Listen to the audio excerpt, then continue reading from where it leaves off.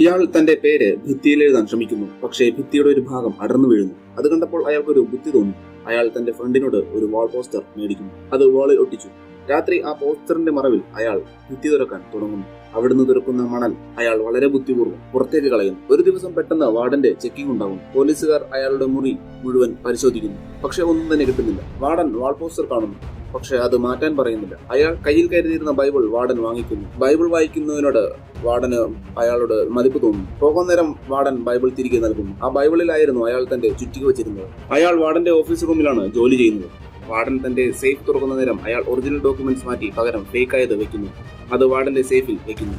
അന്ന് രാത്രി അയാൾ ഡോക്യുമെന്റ്സ് ഒക്കെ പൊതിഞ്ഞെടുത്ത് താൻ ഉണ്ടാക്കിയ തുരങ്കത്തിലൂടെ ഇഴഞ്ഞു നീങ്ങുന്നു. പൈപ്പ് ലൈനിൽ കൂടി ഊർന്നിറങ്ങി സീവേജ് പൈപ്പിൽ എത്തുന്നു.